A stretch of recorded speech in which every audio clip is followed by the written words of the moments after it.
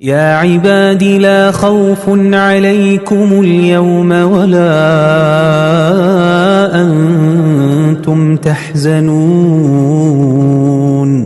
الذين آمنوا بآياتنا وكانوا مسلمين ادخلوا الجنة أنتم وأزواجكم تحبرون يطاف عليهم بصحاف من ذهب وأكواب وفيها ما تشتهيه الأنفس وتلذ الأعين وأنتم